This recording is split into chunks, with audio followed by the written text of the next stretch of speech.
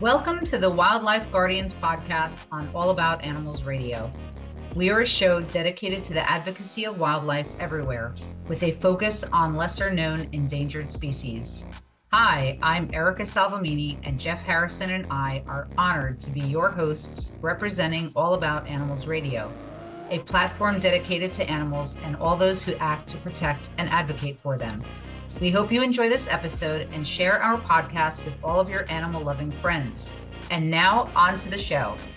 All right. Hello and welcome, everybody, to the Wildlife Guardian podcast. I'm your host, Jeff Harrison, flying solo today. Erica will be joining us on the next one. But today we have a guest joining us from the UK, Mr. Simon Jones, the founder of Helping Rhinos. Back in March of 2012, Simon split from a 24-year career in the corporate world and founded Helping Rhinos. Under Simon's leadership, Helping Rhinos has become a major conservation organization, protecting rhinos and all the wild spaces where they live. He's also solidified partnerships with some of the world's leading rhino conservation organizations and set up offices in the UK, the US, and in Europe. We'll hear more about this here in a few minutes. Simon, welcome, and thank you for taking the time to meet with me. Thank you, Jeff. Thank you for a very nice introduction. Pleasure to be here and talking to all of your viewers and listeners. I like our similar backgrounds there. Yeah, there's a rhino theme, isn't there? Sure, for sure. So, Simon, you and I have worked together for a little over 6 years now, when I started pedaling against poaching and had reached out to Helping Rhinos, who was actually, it was a Helping Rhinos posting on social media that got me involved. And I've talked about the story about pedaling against poaching, but I think one of the overall statements I want, the takeaways I want people to have is to realize that, something from a social media post or something that you see online, when people see that and they think, well, there's really nothing I can do to help. I think there's a big truth in the fact that people around the planet can make a difference if they're partnered with the right people and they have their heart in the right place.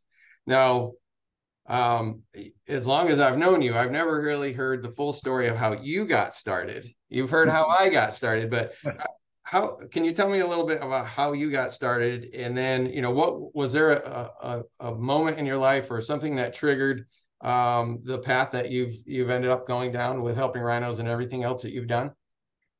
Yeah, sure. So I guess firstly, our social media manager is going to be delighted, Jeff, that the social media post can have such an impact. So I think that's a really valid and important point, and there is something that definitely everyone can do. But I guess I can't believe I've not shared the whole story with you in the past. So in terms of how we got started, as you said, we were working together over the last 6 years. But yeah, there was a specific moment. So I'll give you the sort of the brief version, if you like, of how I got started. And as you say, I was working in the corporate world for American Express actually for 24 years.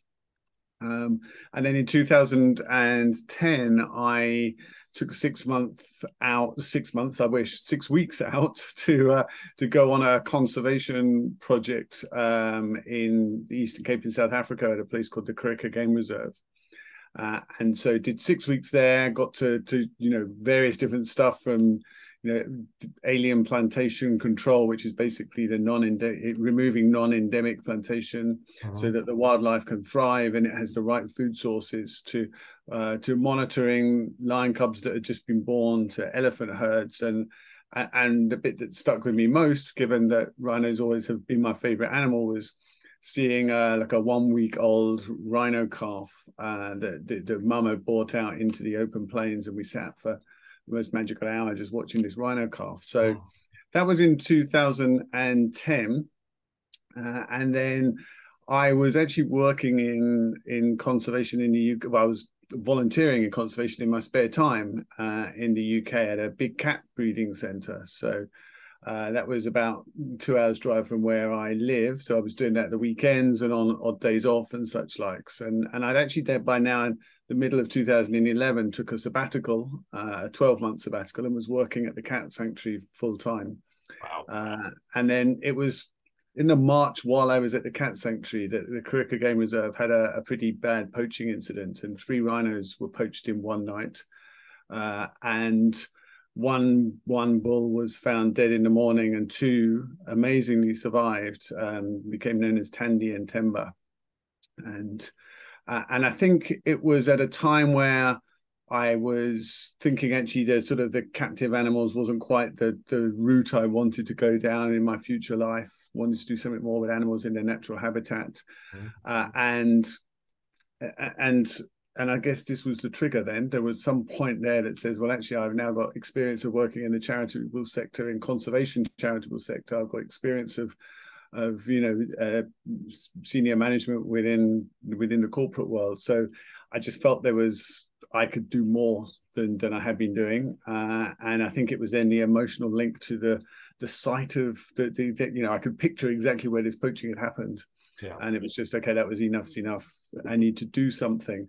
And it was a little bit longer winded than again Helping Rhinos was born, but essentially from that Helping Rhinos was born. So it was really that Tandy poaching in 2012, which was on the 2nd of March 2012, that's really the sort of what kickstarted me doing something more and Helping Rhinos ultimately being born.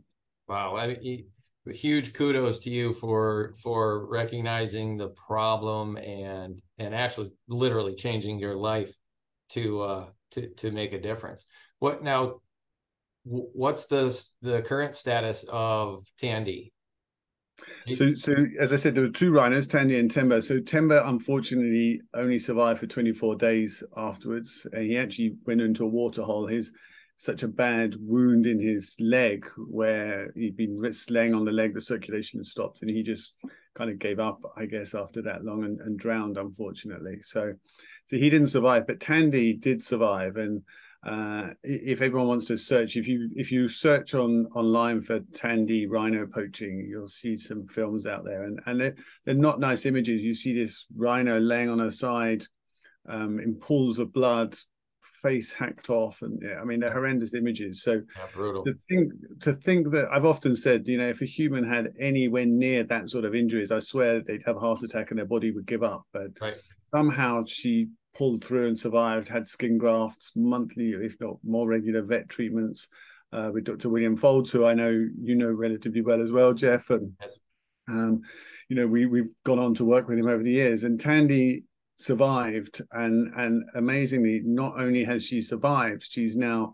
gone, just this year had her 5th calf since the poaching incident, and actually a few days after she gave birth to her 5th calf, Tembi, who was her 1st calf, gave birth to her 2nd calf. So people often questioned how much money was being spent on Tandy's treatments, and could that money be used elsewhere, better used elsewhere for boots on the ground and etc. And my answer to that, to anybody who questions that, is saving that 1 rhino already has created 7 rhinos in this world that wouldn't be here if we had given up on her.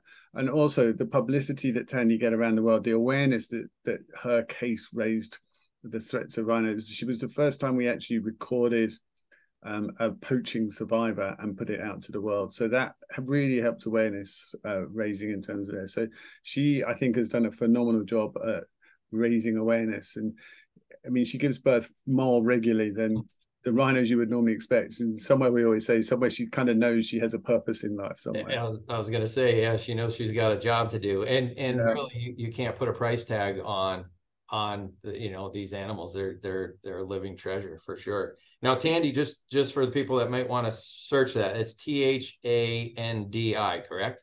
That's right. Yeah. Tandy. Okay. Amazing story. I was lucky enough to spend some time with Dr. Folds here in Arizona when he was here in April, and to see and hear the success story there is extremely moving. I run into a lot of people that will ask specifically, why rhinoceros, for pedaling against poaching and helping rhinos. So with all the other animals that are in peril around the world, what's your answer when people ask why the rhinoceros? I guess there's two things on there, and if you mean why me personally rhinoceros, and I get asked this in just about every interview that I do, and I really should have learned to articulate the reason why. And I guess the reason I haven't is because I just don't know. There's something inside that has always been the rhino's kind of the favorite. The first time I went to Africa, it was the one animal I wanted to see above all others. So that's kind of, and then because they're under such threat from poaching, they are the animal that faces extinction in our lifetime, so that's for me personally why rhinoceros. Why should everyone else who doesn't have that sort of somewhere inside them rhinoceros, why should we care about whether rhinos go extinct or not? So rhinos are what we call an eco-engineer and an umbrella species.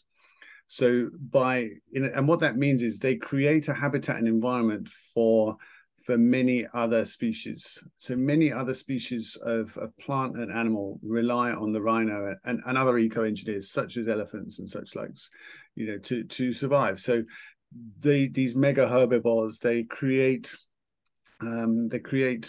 paths, through thickets and create open spaces that things like cheetahs then need to be able to hunt, for example. Dung beetles. So you could go right from the big rhinos down to dung beetle that that need the rhinos to be there to thrive. They're herbivores, so by nature they are eating. Whether they're black rhinos is browsers, the white rhinos grazers. So they're eating.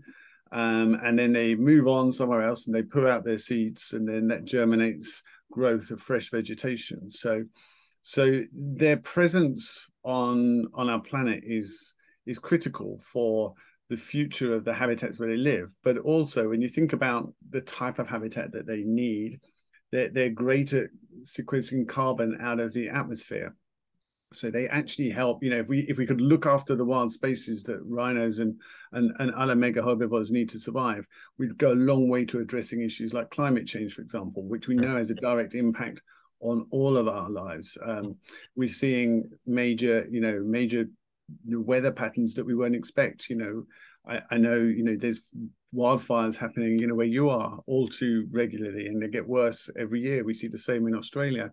Actually, as we sit here today, I've seen the most amazing pictures from South Africa that I've never seen before, and much of the country is blanketed in snow.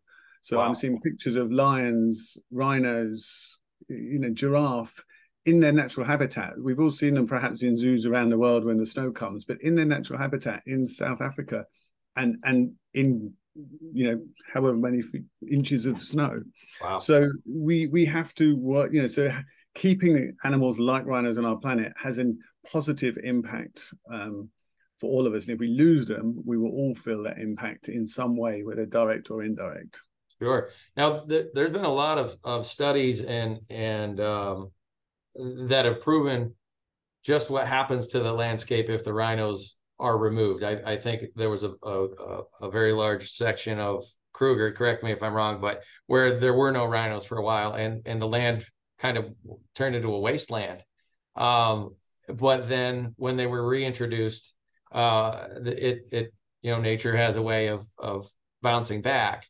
So there's proven there's a track record there of what happens when they're not there and when they are there, and it's you've got the rhino that's an umbrella species and everything else that counts on them, and then of course, like you said, you got the elephants that have do a little even more work on the landscape. So they can rip trees out and do their thing. But so over the past 10 plus years, you've been involved in many projects, from protecting the rhinos to the kind of the not to overuse the term, but rewilding and the that kind of thing. What can you tell me a little bit about the most important projects that are currently underway, and then some of the major accomplishments over the past 10 years that we think we should get out there to let people know about? Yeah, sure. And I guess just we need to just kind of put a bit of context to some of that in the first place. So, I talk about there being 3 key threats to rhinos on our planet. So, the most notable one is poaching. It's the immediate one. It's the one that's in everybody's face, because when you see a rhino with its face hacked off, it's incredibly distressing. So there's poaching, and that's a big threat, and has been for the last 15 years. But there are two other key threats. One is loss of habitat, and we were just talking about the impact of that, and the other is disengaged communities. So communities that surrounding areas where rhinos and other key wildlife live. Typically those communities are not engaged in any in a mass participation in wildlife conservation, and that needs to change. These people that live around the wildlife need to benefit from wildlife being there. They need to wildlife and people need to mutually benefit from keeping land wild and creating wild spaces. Yeah. So they're the three key threats, if you like. What are we doing about it? So our Helping Rhinos, we've got matching against each of those, our three key strategic visions, if you like. One is around protecting wildlife, and that's anti-poaching patrols. That's some of the things that I guess the things we've been most notably doing over the last decade.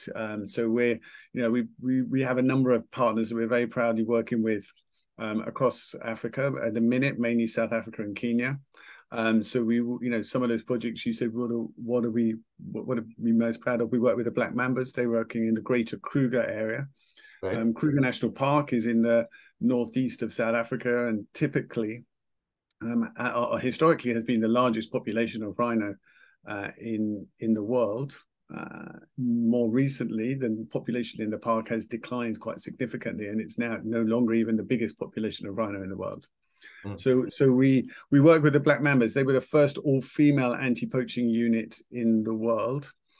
So they're working and have enjoyed huge success in terms of reducing the level of poaching, not just rhino poaching, but poaching generally in their area of operation in the Greater Kruger National Park. So I think that's great that we've been involved with them. Almost, in fact, they're celebrating their 10th anniversary this year. So we've kind of formed at almost the same time and have grown together. So that I think is something we do in terms of that protecting wildlife. We mentioned William Folds earlier, who's the vet in the Eastern Cape, and I think what we do with him is we actually the sole funder of the Eyes in the Sky program, which is an aerial anti-poaching patrol. So that uses a fixed-wing plane during the day and drones, state-of-the-art drones at night, with heat-sensitive cameras and such like. So that is, that's a great that we can have that covering that operation covering an area in the Eastern Cape. Yes. And there's many other projects as well. In Kenya, we work with Arpeggiata Conservancy, which is home to now the last 2 northern white rhinos in the world. When we started working with them, we still had 3, Sudan, the male. Maybe if any of your viewers and listeners have been following any sort of rhino conservation, they probably have heard of Sudan, as he was the last male northern white. He sadly passed away in 2018 of, I'm pleased to say, natural causes and not of poaching. But so the last 2 northern white, which makes them functionally extinct, they're actually mother and daughter. So now we're looking at how does science help protect and try and bring that species back, so that they don't go completely extinct. But perhaps more importantly than that, is the biggest population of eastern black rhino in the world is on Arpeggiata. So working how we can protect that population, and so Kenya is quite different. So poaching is less of a problem these days in Kenya for a couple of reasons. One is the biggest reason I believe is that the population is not as great as in South Africa. So the poaching syndicates and the gangs will focus more where they're bigger. There's more rhinos. But that's to say we still have to do a lot of, strong anti-poaching work. But actually, lack of habitat is a problem with this population of black rhinos I mentioned. We're now probably just over carrying capacity at Arpeggiata. So we need to look at how we can bring more land into the conservancy to allow that rhino, what's a very successful rhino breeding program, to grow and even repopulate other areas with black rhinos as well. So there's a number of other things we work in. I guess the other one we should talk about is the rhino orphanage, because everybody likes a cute little baby rhino. So we work with the Zululand Rhino Orphanage in KwaZulu-Natal in South Africa. And KwaZulu-Natal is now the new epicenter of rhino poaching. The Kruger in Mfolozi Park is now the biggest population of rhino in the world. And like Kruger before it is now, the epicenter of poaching. So we work our orphanage facility there is the only dedicated rescue and rehabilitation center for rhinos in the whole region.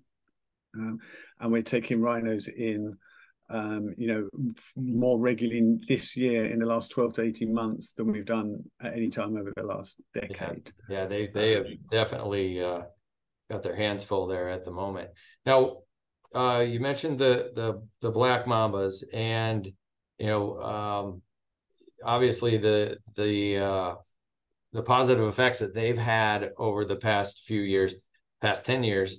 Is there a plan in place that you know of, or that you're allowed to talk about at this point to scale that up, or kind of use that as a blueprint for protecting other areas?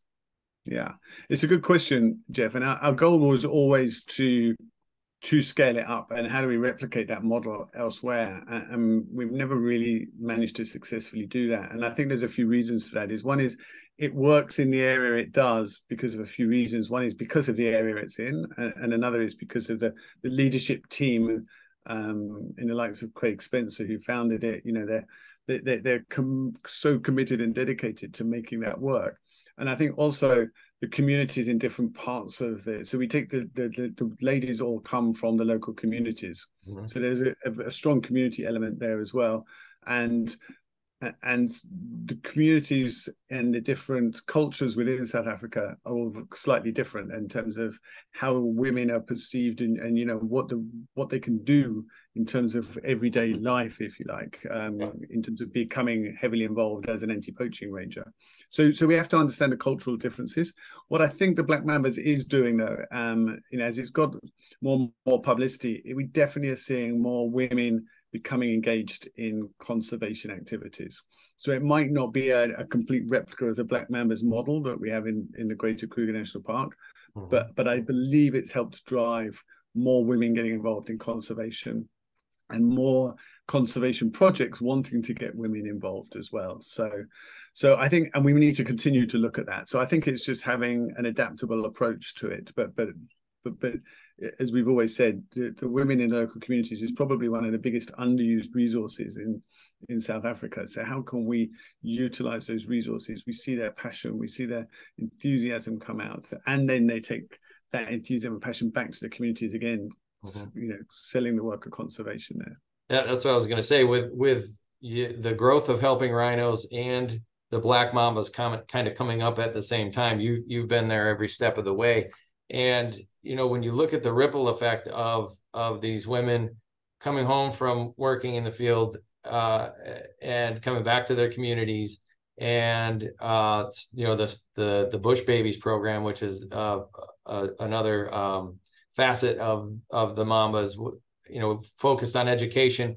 When you see them being able to, put some of their paycheck back into the community, they get to talk to the other local folks and let them know why the animals are worth more alive than not. And I guess, there's probably some aspect of where maybe the people that have grown up in that area aren't aware of the decline in the numbers of rhinos. It's someone, I always pictured it like if a young man is approached by a crime syndicate to be a poacher, it feels like they're offered almost life-changing money to go out and score a horn off an animal that they think are abundant. They may not know just how bad the numbers are, but the Bush Babies program that they start with education very young in the schools and all that, but do they also meet with the adults in the areas? Yeah, so the Bush Babies does, as you said, starts with the schools, and and as over the years they've gone up. So the Bush Babies now run a Scouts program as well, and there's a centre that we've built that the Bush Babies use, if you like, and we see adults coming there as well. So there is definitely engagement with adults, and even and there is direct engagement with some of the adults in the communities, but there's certainly that indirect. Through the children. So there's an indirect approach as well. And we've seen that through, surveys being done, that we see that the impact of even the black mambas in the community is much greater where the Bush Babies program is operating versus where the Bush Babies program is not operating. So, so again, that community education outreach within the community is critical, not just from an education perspective, but also from the knock on and the ripple effect into the anti-poaching patrols. And you're right that, you know, many people have not seen from the, you know, though they live on the borders, they've not of these reserves, they've not actually seen the wildlife. So part of the Bush Babies program is, you know, a number of children we bring into the reserve every year. And it's done on a sort of reward and recognition over the course of the education program over the course of the year. So we bring them into the reserve, they camp out in a dry riverbed, you know, they have games and they have fun and there's education and they go on game drives and they get to see elephants and rhinos and just to see their faces when they see their first lion or elephant or rhino, it's just, you know, it's incredible to see. And you know that at that point, you're actually, you know, you're changing someone's life in terms of the perception of what they have, of what's literally on their doorstep. Yeah, and if anybody wants to see some of what Simon's talking about right there, if you go to the Black Mambas social media on Instagram or Facebook, or even directly if you Google them and find their website, they've posted a lot of those videos from these events, from the Bush Babies events, and just kind of their day-to-day, you know, what these women encounter. They'll do a patrol and find snares that were set for any animal passing by, and you know, just their successes are amazing. And to your point, their leadership team has done a great job of getting them where they are today. And actually, if you go into the Helping Rhinos YouTube page and click on the videos, you'll also find a video we put together that's that features what the Black Mambas do, features Craig, the founder, two of the Black Mambas, and then also the Bush Babies as well. Yeah, it's great stuff. Jumping back to one thing you mentioned a minute ago about the two remaining northern white rhinos, how far down the road is that project before they actually are comfortable enough to risk any of the embryos that are on ice with implant into a mother that will be a surrogate mother? Yeah. So just to give a bit of background on that, so it's like an IVF program. So it's run by the Biorescue Project and Professor Thomas Hildebrandt, based out of Germany. And so what we do is they've been going in for a number of years and extracting eggs from the two remaining northern white females, as you said, and using frozen sperm from males and creating embryos. And we have into double figures now of pure northern white embryos, and then the plan is to insert those into southern white surrogate mothers. So we're now at a position where we need to go through that process with pure southern whites as well, because the northern white, as you alluded to there, Jeff, the northern white embryos are relatively small in number. We can't be affording to experiment with those. So we have to get that right with southern white embryos first to prove whether we can insert those embryos and have them successfully, you know, end up being a calf that's born. So we haven't got to that point yet. There's no real timelines that's publicized around that. And I think, you know, the team rightly so doesn't want to put pressure on there, because if you start putting timelines out there, then, you know, there's a lot of international media intention. You know, they'll start, you know, we start looking, well, has it failed? Has it not failed? So I think we just allow the team of experts to go through the process and hopefully sooner rather than later, we'll be in a position where actually we've proved it works with southern whites, and then we can make it work for northern whites. Yeah, obviously a very calculated process on that one, because it's one of the most valuable items you can find on the planet. Now, you know, when I first started kind of digging into the projects, and I look at the land, and the parts of the land that the Rhino Strongholds project are covering, it's a massive, massive piece of land. I mean, if you overlay that over where most people live and you look at it, and then you look at just what an undertaking that is. And I guess just to back up a little bit, there's a very large project that Helping Rhinos has going right now called Rhino Strongholds. And it's, I'll let Simon talk about it here in a minute, but, you know, just to put that into perspective, that the land that is part of that project and the land that is going to be replanted, and we're taking fences down and all of these different things. If you overlaid that over where you live now in London, what does that look like? I mean, is it as big as or bigger than where Yeah, so it's vast. I mean, just take so the Rhino Strongholds concept, which is our sort of strategic vision, is creating these strongholds going forward, so rhinos can thrive in their natural habitat. And we have three key areas that we're focusing on: two in South Africa and one in Kenya. So if we take the one that I think you're probably most familiar with, that maybe Dr. Will Folds was talking, maybe spoke to you about that area. So the idea is that's in the Eastern Cape in South Africa, and we're focusing on on just a piece of that. There's rivers that flow through there. There's a river called the Bushman's River, and we are trying to link two of our partner reserves together, that are along the Bushman's River, and connect them together, as you say, dropping fences, restoring degraded habitat, rewilding it so that we can move. It's ideal black rhino habitat. So we want to bring that together so natural migration can happen. That's part of a bigger picture and vision within the whole Eastern Cape, which aims to be about the size of bigger than Kruger National Park, when that becomes successful. So to give you the idea, that Kruger National Park is the same size or roughly as Wales, country here in the UK. The bit that's bolted on the left. So it's huge and bigger than a city, bigger than I think bigger than any city in the world, I believe. Sure.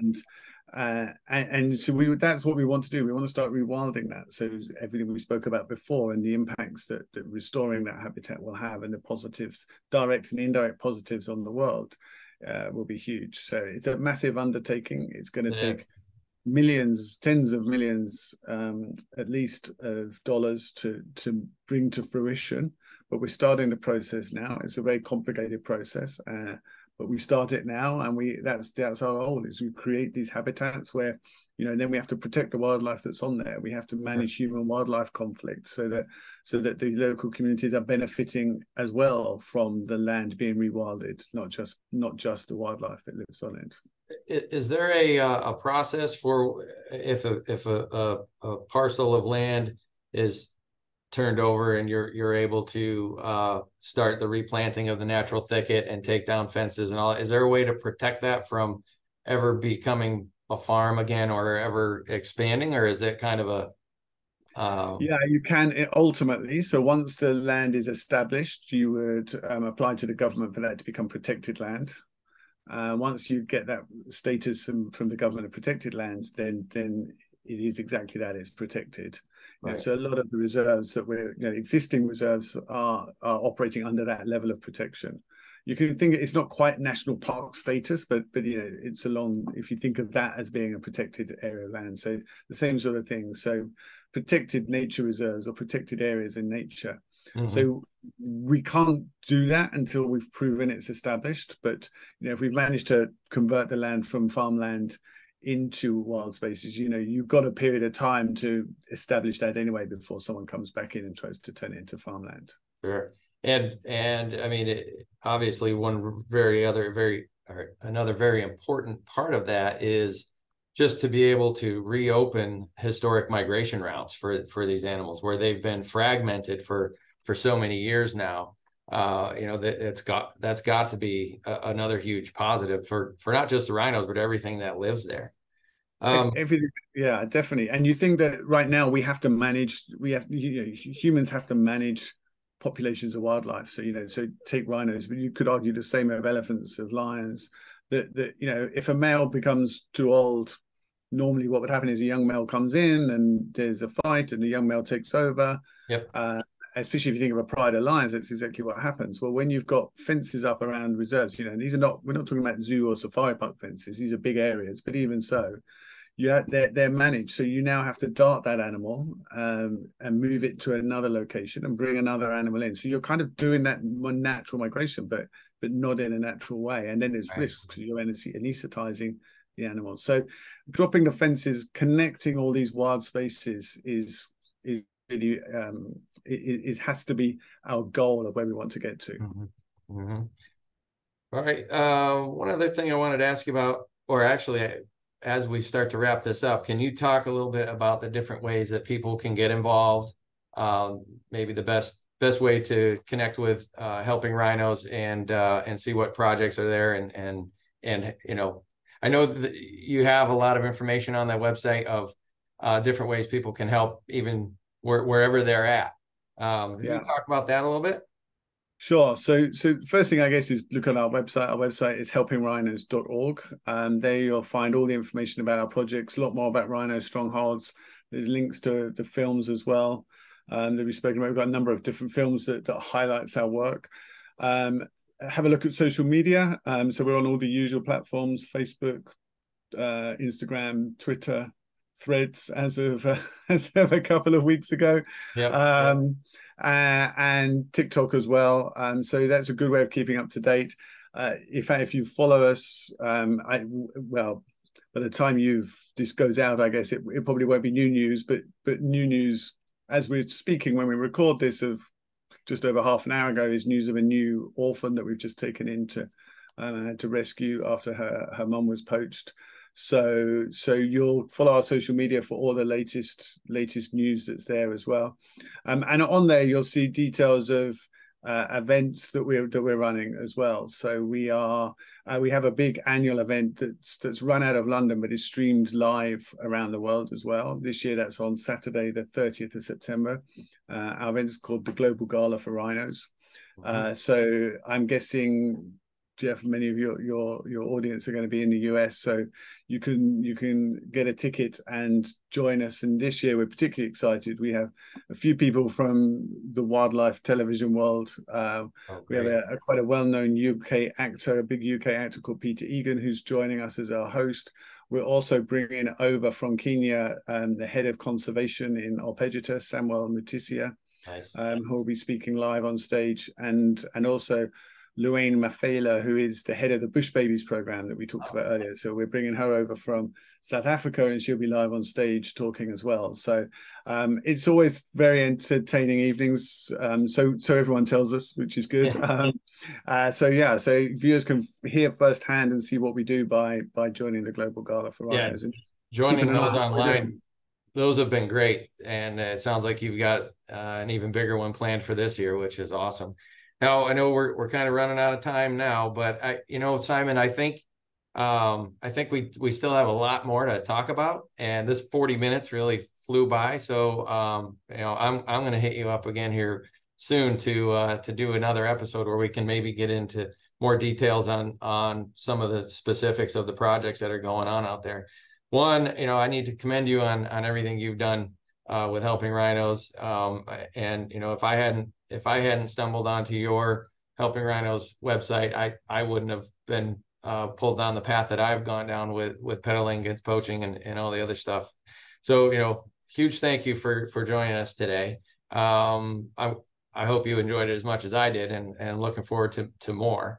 And at the tail end of this video, I will have links and details on how to get to all of the Helping Rhino social media and other ways to connect and see what's going on.